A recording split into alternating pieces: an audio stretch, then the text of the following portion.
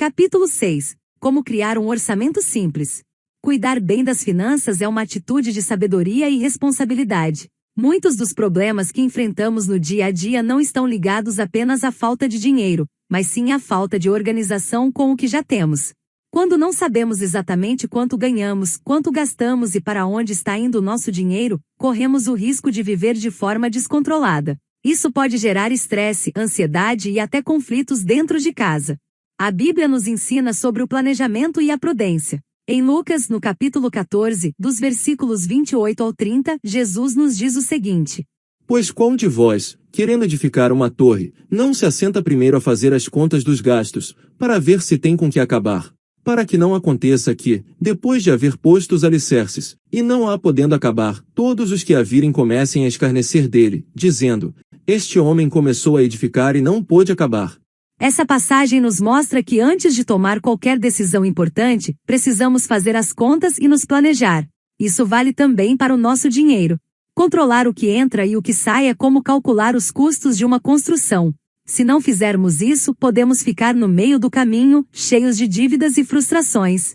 Aprender a cuidar bem do nosso dinheiro nos ajuda a evitar gastos desnecessários e a viver com mais tranquilidade. Quando temos um controle financeiro, conseguimos saber exatamente onde estamos e o que precisa ser ajustado. Essa clareza traz segurança para o dia a dia e nos permite seguir um plano com mais confiança. Esse tipo de disciplina também nos ajuda a pensar no futuro com mais clareza. Projetos que antes pareciam distantes, como reformar a casa, abrir um pequeno negócio, fazer um curso profissionalizante, ou até mesmo realizar uma pequena viagem com a família podem se tornar realidade com um orçamento bem feito. O controle financeiro não é apenas uma questão prática, mas também espiritual. É uma forma de honrar a Deus com aquilo que Ele já confiou a nós. Jesus ensinou que quem é fiel no pouco também é fiel no muito. Ou seja, quando cuidamos bem do que temos hoje, mostramos que estamos prontos para receber mais amanhã. Ser bons administradores é uma atitude de fé, responsabilidade e gratidão. Lucas, no capítulo 16 e no versículo 10. Quem é fiel no mínimo, também é fiel no muito. Quem é injusto no mínimo, também é injusto no muito. Agora que entendemos a importância de cuidar bem das finanças, é hora de conhecer alguns princípios que tornam esse cuidado mais prático no dia a dia. Um deles é a regra 50-30-20, que propõe dividir sua renda em 3 partes: 50% para necessidades, como o aluguel e outras contas básicas como a de água, luz, telefone, escola dos filhos e alimentação. 30% para desejos, como lazer e compras não essenciais.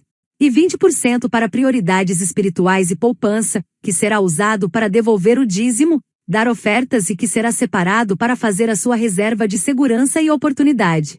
É importante entender que essa divisão não é uma regra rígida e pode variar de acordo com a realidade de cada pessoa. Alguém que ganha pouco pode ter que gastar mais com necessidades e quase nada com desejos, e não há nenhum problema nisso. O mais importante é desenvolver o autocontrole, dar prioridade ao que é essencial e fazer um esforço para sempre guardar alguma quantia, mesmo que pequena, para o futuro. Muitas vezes, começar investindo em renda fixa, como um tesouro direto ou um CDB simples já é ótimo para quem está apenas começando. Um dos maiores desafios para quem está tentando organizar o orçamento é aprender a diferenciar o que é querer e o que é precisar. Por exemplo, pode ser que você precise de um celular funcional para trabalhar ou se comunicar, mas talvez esteja pensando em adquirir um modelo mais recente, com câmera avançada e que mal acabou de ser lançado no mercado. Certamente uma escolha como essa seria apenas um desejo do seu coração e não uma necessidade real para você. Da mesma forma, você precisa se alimentar bem, mas comer fora todos os dias é mais um desejo do que uma necessidade. Quando conseguimos fazer essa distinção com clareza, evitamos muitos gastos desnecessários e conseguimos direcionar melhor os nossos recursos. Como cristãos, também devemos lembrar que parte da nossa renda deve ser usada para apoiar a obra de Deus.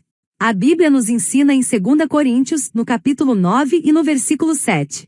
Cada um contribua segundo propôs no seu coração, não com tristeza, ou por necessidade, porque Deus ama ao que dá com alegria.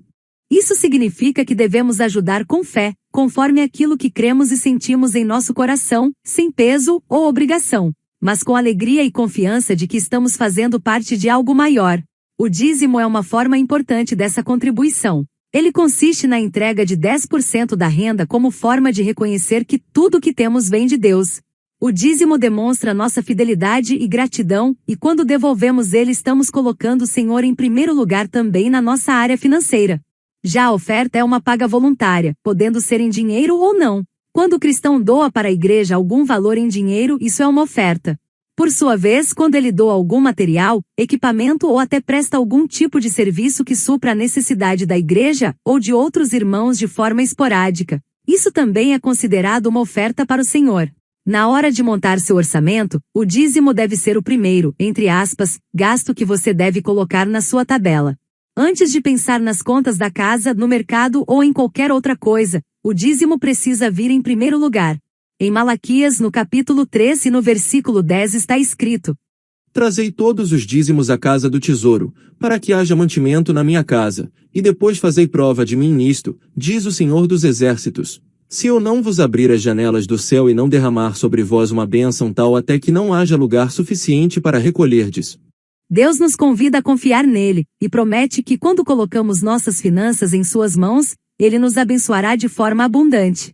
Se em algum mês você estiver passando por dificuldades e não conseguir separar os 10%, não desanime. Comece com um percentual menor, como 3 ou 5% e aumente-o gradualmente, conforme sua situação melhorar. Deus valoriza a intenção do coração, como diz 2 Coríntios, no capítulo 8 e no versículo 12. Porque, se há prontidão de vontade, será aceita segundo o que qualquer tem, e não segundo o que não tem. O importante é manter a disciplina e a fé, sabendo que ele honra quem o coloca em primeiro lugar. Se você deseja se aprofundar mais sobre o assunto do dízimo e das ofertas, pode conferir o e-book anterior, A Importância do Dízimo e das Ofertas, onde esse tema é tratado com mais detalhes espirituais. Aqui nosso foco será mais prático, ajudando você a organizar suas finanças de forma simples e eficiente, sempre com a confiança de que Deus abençoa quem administra bem os recursos que Ele nos dá. Agora que você já compreende os princípios básicos de um orçamento saudável e a importância de priorizar o que realmente importa, é hora de colocar tudo isso em prática. Mas como fazer isso de forma organizada? A boa notícia é que existem diversas ferramentas disponíveis para ajudar no controle financeiro, cada uma com suas vantagens e desvantagens. O melhor método é aquele que se adapta ao seu estilo de vida e torna mais fácil manter a disciplina. Vamos conhecer algumas opções para que você possa escolher a que melhor se encaixa na sua rotina. Papel e caneta. A maneira mais simples e acessível de começar é usando apenas papel e caneta. Qualquer pessoa pode fazer isso sem necessidade de tecnologia ou conhecimentos avançados. Basta anotar seus ganhos e gastos em um caderno ou folha solta. No entanto, esse método tem algumas limitações. Os cálculos não são automáticos, o que pode levar a erros, e você não consegue acessar suas informações de qualquer lugar. Se você esquecer o caderno em casa, por exemplo, não poderá consultá-lo quando estiver no mercado ou no trabalho. Além disso, se você tem muitos gastos ou precisa fazer ajustes frequentes no orçamento ao longo do mês, esse processo pode se tornar trabalhoso e desorganizado rapidamente. Planilhas. Para quem busca mais organização e flexibilidade, as planilhas digitais são uma ótima opção. Programas como Excel ou Google Sheets permitem criar um controle detalhado e personalizado, com fórmulas que fazem cálculos automaticamente, evitando erros manuais. Uma das grandes vantagens é que usando o Google Sheets, você pode acessar seu orçamento de qualquer dispositivo com internet, seja no celular, tablet ou computador. Uma dica prática é criar uma planilha com duas colunas principais. Na esquerda, você lista todos os seus gastos fixos e variáveis, como aluguel, luz, mercado, transporte, e na direita vai marcando com OK ou inserindo os valores à medida que pagar cada conta. Dessa forma fica fácil visualizar o que já foi quitado e o que ainda está pendente, mantendo tudo sob controle. Aplicativos. Se você prefere praticidade e mobilidade, os aplicativos de finanças pessoais podem ser a solução ideal. Ferramentas como Mobius e Guia Bolso automatizam grande parte do processo, sincronizando suas contas bancárias, se você permitir, e gerando relatórios completos sobre seus gastos. Eles ainda enviam alertas quando uma conta está próxima do vencimento ou quando você está perto de ultrapassar o limite planejado em alguma categoria. A maior vantagem é que tudo fica na palma da sua mão, diretamente no celular, tornando o registro rápido e acessível a qualquer momento. Se você não gosta de lidar com planilhas no computador ou quer um sistema mais intuitivo, esses aplicativos são excelentes alternativas. Independentemente da ferramenta escolhida, o mais importante é usá-la com constância. Não adianta baixar o melhor aplicativo ou montar a planilha mais bonita se ela for esquecida logo após alguns dias. O hábito de acompanhar suas finanças precisa se tornar parte da sua rotina, como um compromisso com você mesmo e com Deus. Afinal, quando organizamos bem aquilo que recebemos, mostramos responsabilidade e gratidão pelo que Ele tem colocado em nossas mãos. Chegamos agora à parte mais importante deste capítulo, e talvez de toda esta obra. Este é o momento de redobrar a atenção, pois compreender e aplicar corretamente o que veremos aqui pode transformar sua relação com o dinheiro. Não existe controle financeiro sem clareza. Antes de mais nada, precisamos saber exatamente quanto ganhamos e quanto gastamos. Isso parece simples, mas é justamente onde muitos erram. Se você não sabe de onde vem o seu dinheiro e para onde ele está indo, como poderá tomar decisões conscientes? O primeiro passo é identificar sua renda, ou seja, tudo aquilo que entra na sua vida como dinheiro. Se você trabalha com carteira assinada, a CLT, esse valor será o seu salário líquido, já com os descontos aplicados. Mas talvez você também complemente a renda dirigindo por aplicativo, fazendo bicos, vendendo doces, prestando serviços ou até mesmo recebendo rendimentos de investimentos como ações e fundos imobiliários. Tudo isso deve ser somado. É essencial listar todas essas fontes, mesmo que algumas sejam esporádicas ou variáveis. Somente assim você terá uma visão completa da sua real condição financeira. Não adianta ganhar um salário mínimo e gastar como se ganhasse 2. Essa conta não fecha e o resultado inevitável será o endividamento. É preciso ser honesto consigo mesmo e encarar a realidade de frente, mesmo que ela não seja confortável. A sabedoria bíblica nos ensina sobre a importância de nos organizarmos com antecedência. Em Provérbios, no capítulo 6, dos versículos 6 ao 8, está escrito: Vai ter com a formiga, ó preguiçoso, olha para os seus caminhos, e sê sábio. A qual, não tendo superior, nem oficial, nem dominador, prepara no verão o seu pão, na cega junto o seu mantimento. A formiga se prepara antes que a dificuldade chegue. Da mesma forma, precisamos ser criteriosos com o nosso dinheiro, pois isso faz toda a diferença para evitar problemas futuros. Depois de identificar sua renda e separar o seu dízimo com fidelidade e alegria, o próximo passo é organizar suas despesas. Elas podem ser divididas basicamente em 2 tipos, fixas e variáveis. As despesas fixas são aquelas que acontecem todo mês, quase sempre com o mesmo valor ou pouca variação. São compromissos que você já sabe que virão, como aluguel, prestação da casa, mensalidade escolar, plano de saúde, internet e transporte. Já as despesas variáveis são aquelas que mudam de valor a cada mês ou que nem sempre acontecem. Aqui entram os gastos com mercado, roupas, farmácia, lazer, presentes, concertos e imprevistos. Mesmo não sendo fixas, elas também precisam ser previstas no orçamento, para que você não seja pego de surpresa. Mas aí vem uma pergunta importante. Meu orçamento deve ser mensal, semanal ou quinzenal? A resposta dependerá da sua realidade. No Brasil, onde a maioria recebe mensalmente, o orçamento mensal costuma funcionar melhor. Mesmo quem trabalha na indústria ou em empresas que fazem 2 pagamentos por mês, com o adiantamento no meio do mês e o salário no fim, é possível manter o orçamento mensal normalmente. No entanto, se achar mais prático, pode valer a pena dividir o orçamento em 2 partes, uma para cada fase do mês, facilitando o controle dos gastos conforme o dinheiro entra. Porém, se você mora em outro país ou tem uma rotina diferente, isso pode mudar. Nos Estados Unidos, por exemplo, é comum que algumas pessoas recebam semanalmente como garçons, entregadores, profissionais da construção civil, atendentes de loja ou técnicos de manutenção. Também existem trabalhadores que recebem logo após concluir um serviço, como costureiras, vendedoras autônomas de docinhos ou motoristas de aplicativo. Nesses casos, se você tem uma renda que varia bastante, como acontece com os profissionais autônomos, o mais sensato é fazer uma média dos seus últimos 3 meses de ganhos e usar esse valor como base para planejar os próximos orçamentos. Isso ajuda a ter uma noção mais clara do que esperar. Além disso, nos meses em que você ganhar mais do que o normal, procure guardar pelo menos 10% do que sobrar para os meses de baixa. Essa simples atitude pode evitar muitos apertos no futuro e traz uma segurança que vale muito mais do que parece.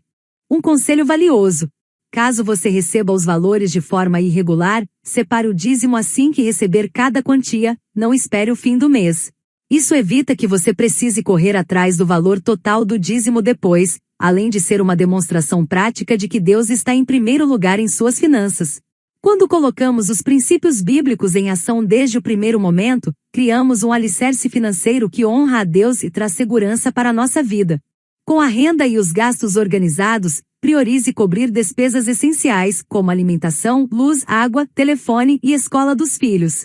Se o dinheiro for pouco, comece pelo indispensável e ajuste os demais gastos conforme for possível. Lembre-se, o orçamento ideal não é o mais complexo, mas aquele que você consegue manter com consistência. Assim como a formiga armazena seu alimento com disciplina, sua constância hoje garantirá um amanhã mais tranquilo e abençoado. Agora que você já sabe exatamente quanto entra e quanto sai do seu bolso, chegou a hora de fazer aquela faxina financeira, aquela que dói um pouco no começo, mas traz um alívio enorme quando você vê o resultado. Não se trata de cortar tudo de uma vez, mas sim observar com calma o que está drenando seu dinheiro sem trazer valor real para a sua vida. Você já parou para pensar quantos serviços você paga e quase não usa? Muitas vezes, sem perceber, estamos pagando por coisas que não usamos ou que não fazem mais sentido na nossa rotina. Pense, por exemplo, naquela academia que você pagou por 6 meses, foi 2 vezes, mas nunca mais voltou. Ou aquele plano de streaming que você contratou para assistir uma série e depois esqueceu que ainda está sendo cobrada todo mês. Também pode ser uma assinatura de revista, um clube de descontos ou até um curso online que você nunca começou. Esses pequenos gastos, quando somados, geram um rombo no seu orçamento, mas você pode cortá-los com facilidade. Se mesmo depois disso o orçamento ainda apertar, aí vale avaliar com carinho alguns pequenos luxos e momentos de lazer. Isso não significa que você deva cortar tudo e viver sem nenhuma alegria, longe disso. A ideia é ajustar os exageros. Ao invés de comer fora toda semana, que tal reduzir para uma vez por mês? Ou trocar o restaurante caro por um lugar mais simples, mas ainda gostoso? O importante é ter clareza de que são decisões conscientes com começo e fim definidos, sem radicalismo. Agora, vale refletir com honestidade. Será que você não está sendo impulsivo em algumas compras? Aquela promoção relâmpago, aquele só hoje ou eu mereço que aparece toda semana. Pause e pergunte a si mesmo: isso edifica minha vida ou só alimenta minha vaidade? A Bíblia nos alerta sobre isso em Provérbios, no capítulo 21 e no versículo 20. Tesouro desejável e azeite há na casa do sábio, mas o homem insensato os devora. Em outras palavras, quem é sábio guarda, quem age sem pensar consome tudo. Esse versículo nos chama à prudência, ao domínio próprio e à reflexão. É claro que você não precisa e nem deve viver como um monge financeiro. Separar um pouco para o lazer, um presente para os filhos, ou aquele jantar especial com quem você ama não só é permitido, como é saudável. O segredo está no equilíbrio: um cinema no final do mês, um doce no domingo, um passeio no parque com a família. Esses momentos também são investimentos, na sua alegria e nos seus relacionamentos. O importante é planejá-los, não deixar que aconteçam por impulso e desequilibrem suas contas. Cortar gastos, na verdade, se parece com fazer uma dieta. Se você radicaliza demais e decide tirar tudo de uma vez, nada de doces, nada de fritura, nada de pão, nem um fim de semana com os amigos. Isso pode até funcionar por um tempo, mas logo vem o efeito sanfona. Já viu isso? A pessoa passa semanas sem comer nada fora da linha, mas no primeiro deslize, desconta tudo e perde o controle. O mesmo acontece com o dinheiro. Quem se priva demais acaba gastando ainda mais depois, muitas vezes com culpa. Por isso, até os cortes precisam ser equilibrados. Uma boa estratégia é definir um orçamento fixo de lazer. Escolha um valor mensal que caiba na sua realidade, nem de mais nem de menos. Assim, você não se priva totalmente, mas também não se descontrola. Você cuidará da sua saúde financeira sem abrir mão da leveza e da alegria de viver. Falado tudo o que precisávamos, chegou o momento de colocar tudo o que aprendemos em prática, montando o nosso próprio orçamento simples, passo a passo, de um jeito que você possa adaptar à sua realidade, de acordo com seus ganhos, suas despesas e seus objetivos. Para te ajudar a visualizar melhor como funciona, vamos acompanhar juntos o exemplo do nosso amigo fictício Juca. Ele é auxiliar administrativo em uma empresa qualquer, mora sozinho em seu apartamento e ganha R$ 2.000 por mês com um trabalho fixo.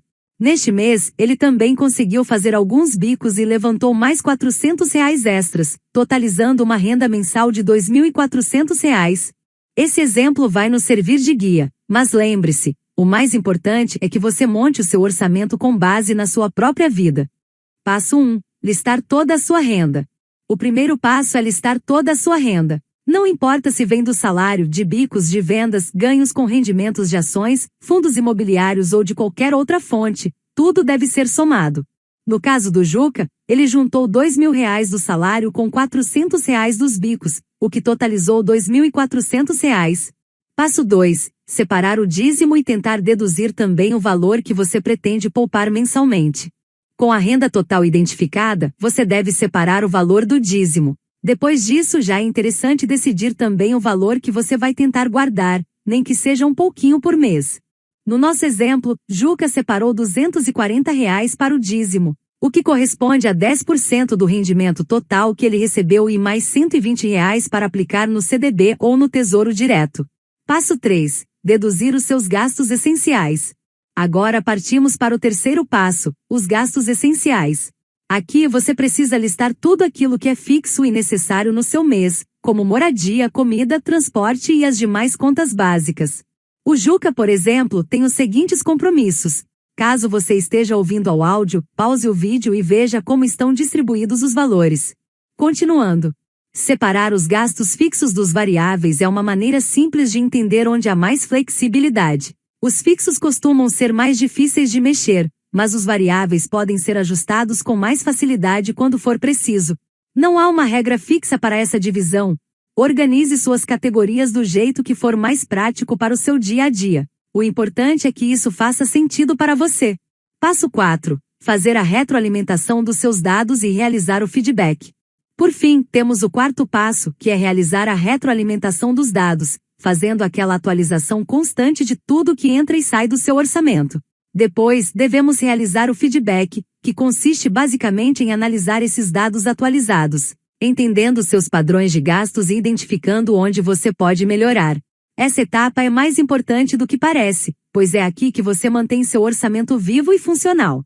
Conforme o mês vai passando, tente atualizar sua tabela de gastos sempre que possível. Não precisa ser no mesmo dia de cada compra ou entrada de dinheiro, mas não deixe acumular demais.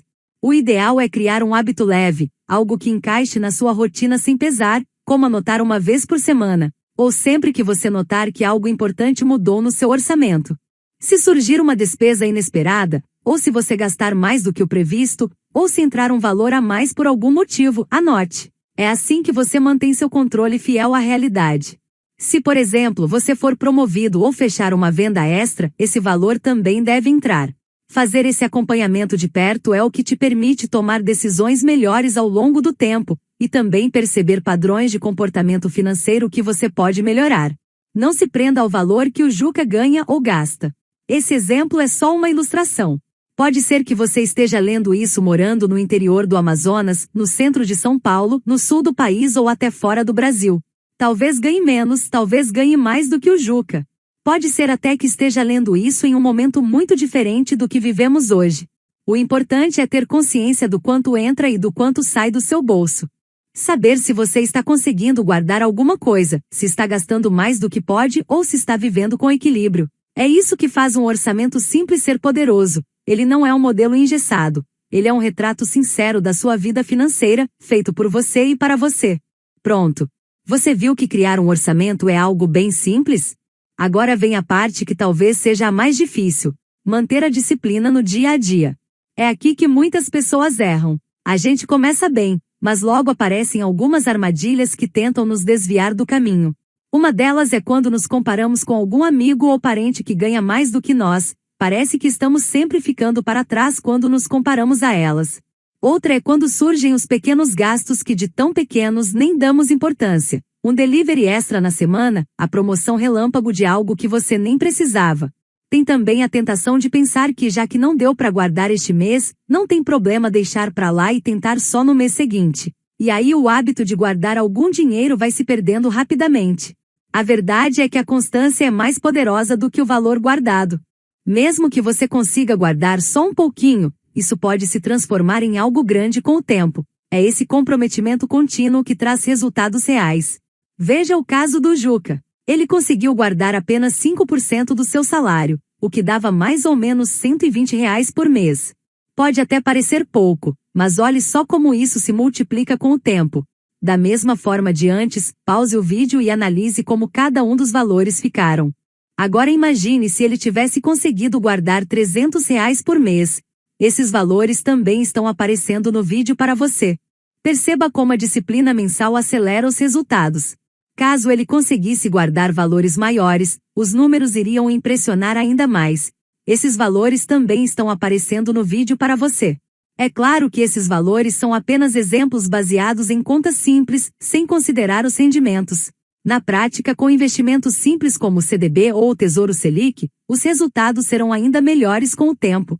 Mas não é o investimento em si que faz a diferença, e sim o comprometimento com o hábito de poupar. O valor constante, sendo guardado mês após mês, é o que mudará a sua vida. O economista Barton G. Malkiel, autor de A Random Walk Down Wall Street, dizia que a consistência nos aportes é o grande segredo do investimento de longo prazo. Ele estruturava sua metodologia em 3 pilares: consistência, diversificação, que é de onde vem a frase não coloque todos os ovos na mesma cesta, e foco no longo prazo.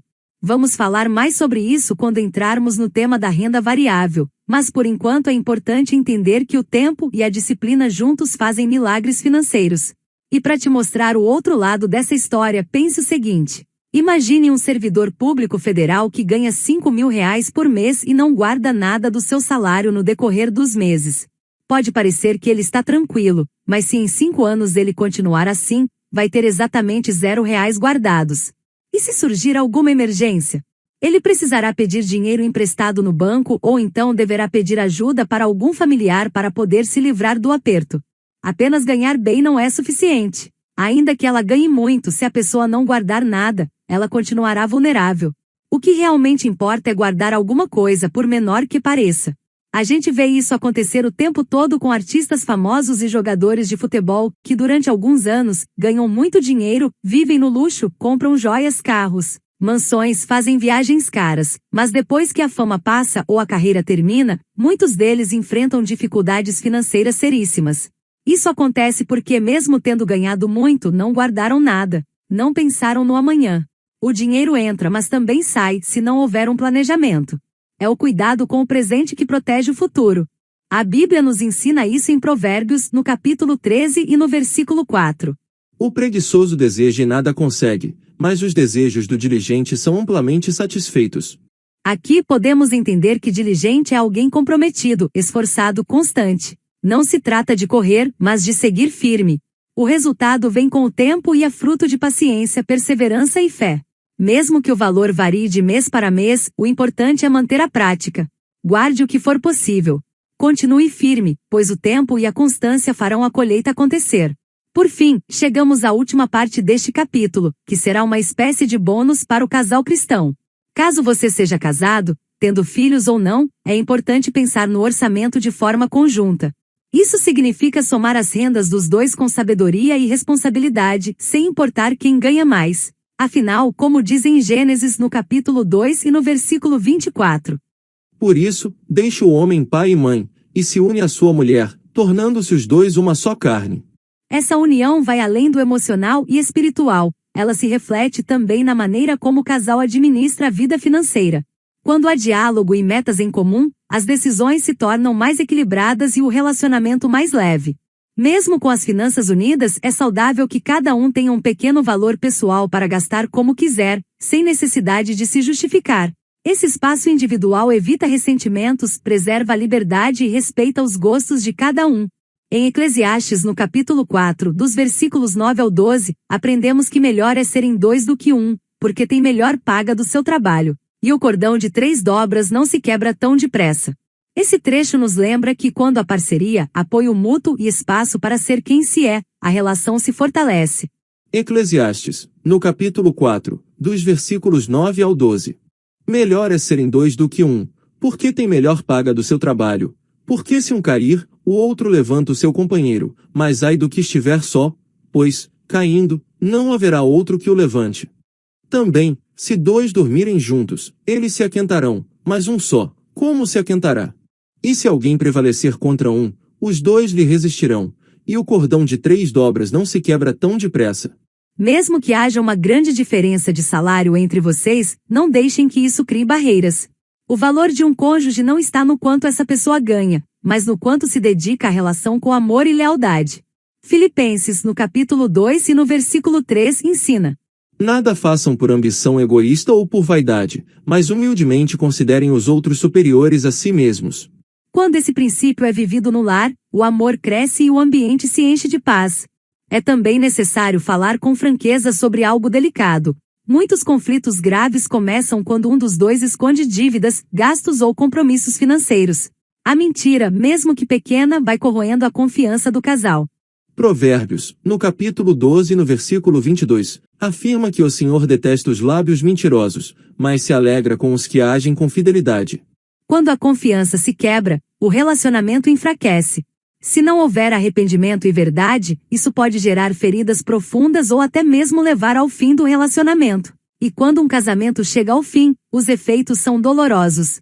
Além da divisão de bens e da sobrecarga financeira, há o impacto emocional e, muitas vezes, o sofrimento dos filhos. Crianças podem se sentir confusas, inseguras ou até mesmo culpadas por algo que não é responsabilidade delas. O processo de recomeçar é difícil, tanto no aspecto prático quanto no emocional. Por isso, preservar a aliança com verdade, respeito e oração é sempre o melhor caminho. Portanto, antes de tomar grandes decisões financeiras, orem juntos. Apresentem tudo a Deus. Ele se preocupa com todas as áreas da nossa vida, até mesmo com as questões financeiras.